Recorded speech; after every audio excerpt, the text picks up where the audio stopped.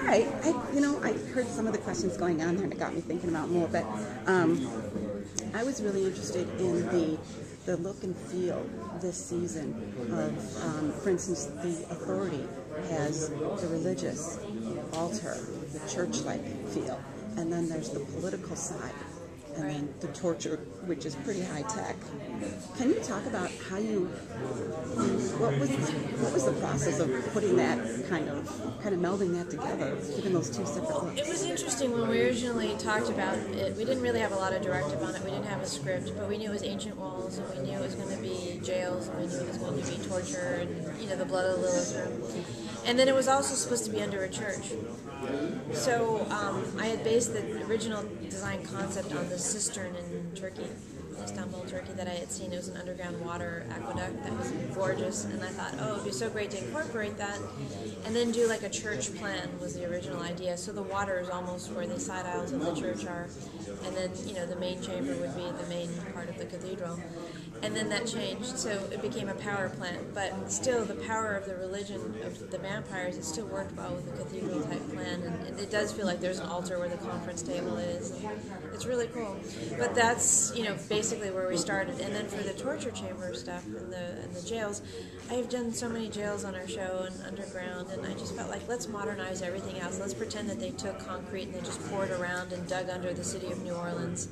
And we found some great, a local company that had great, metal mesh work.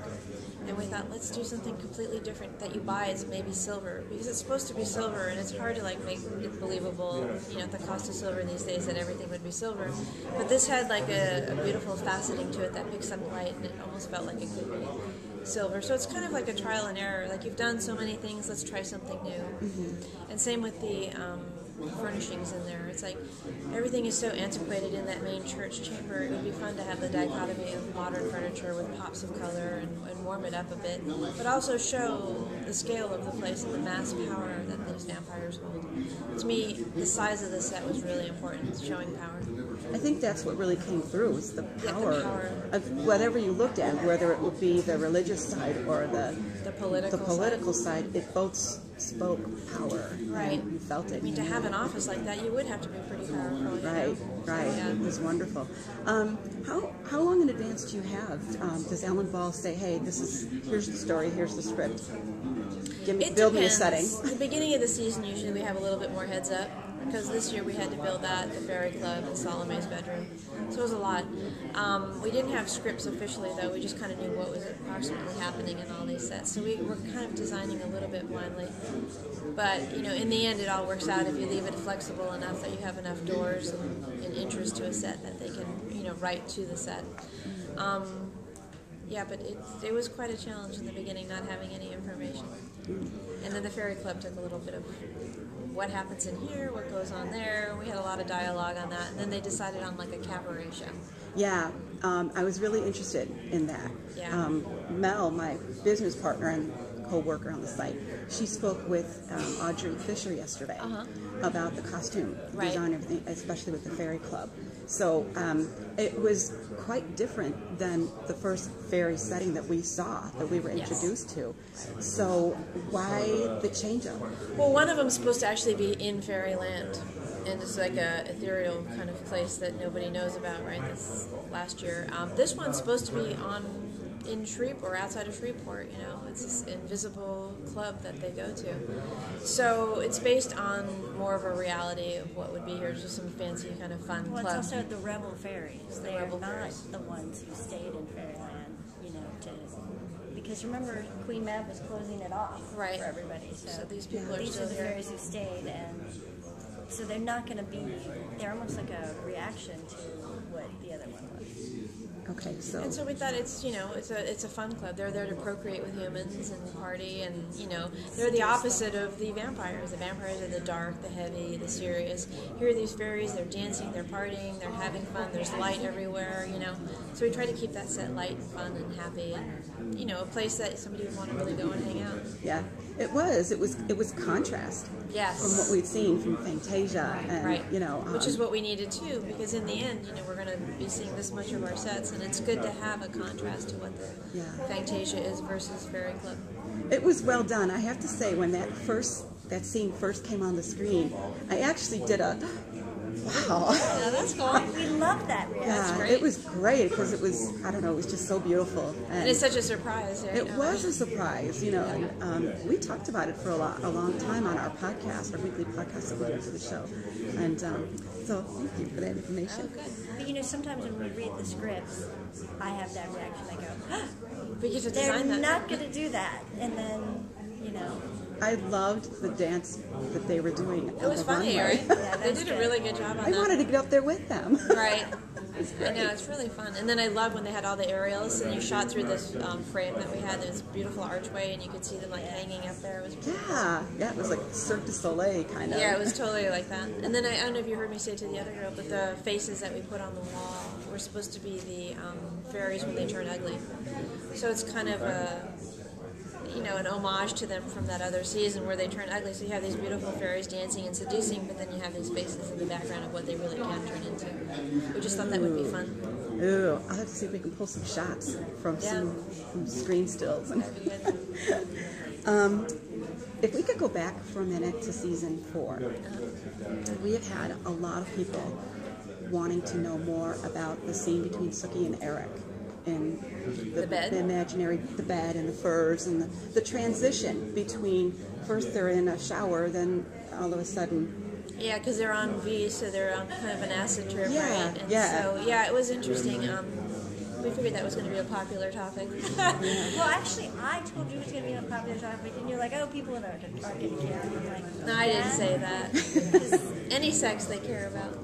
But, what was really fun was that, we heard it was like in the middle of a forest and it was snowy, so we wanted to find like a really great bed. So we actually, putting a bed into a forest can look pretty ridiculous depending on what the bed is. So we were able to find this kind of wood-built bed that was like very rustic. And it kind of incorporated beautifully into that set. And then we got high-end linens that were just like, very sumptuous.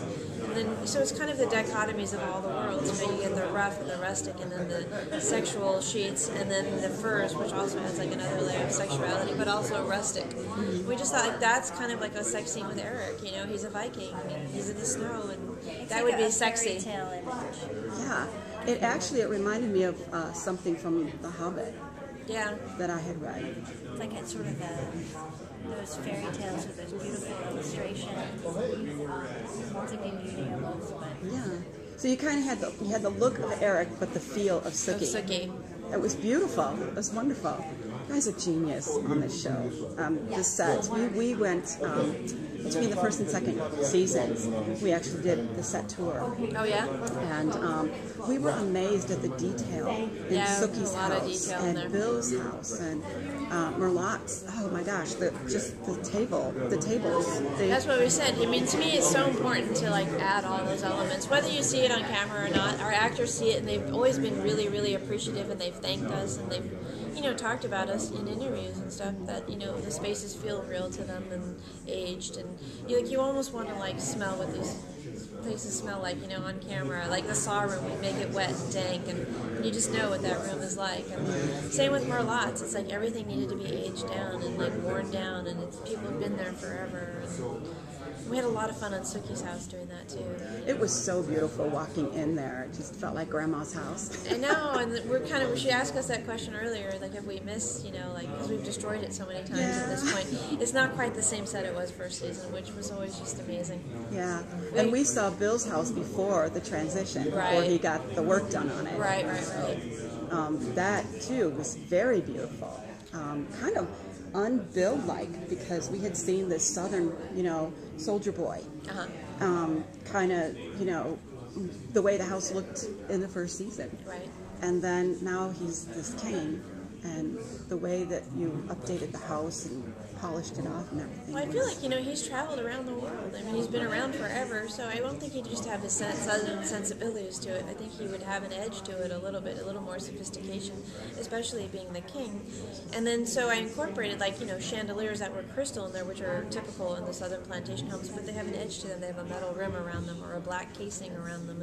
And so I kind of walked the line between the two worlds. There's still some antique pieces in there, but he's got modern modern pieces.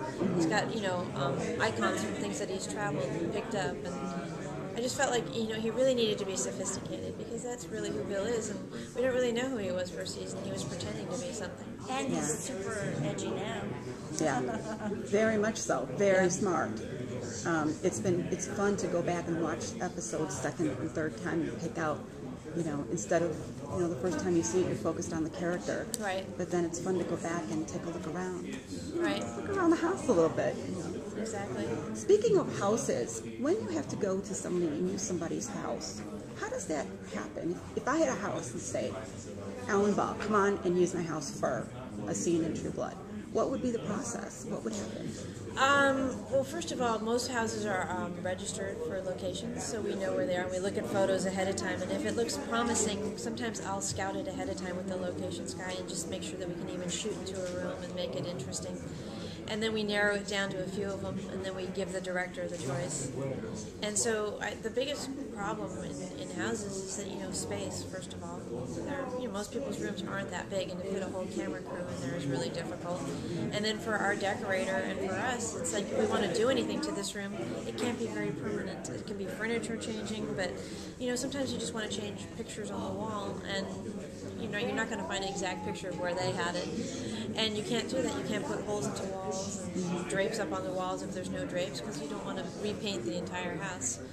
So it's a logistical nightmare in locations, much more so, you know. Yeah, harder to do that than much on a harder. set.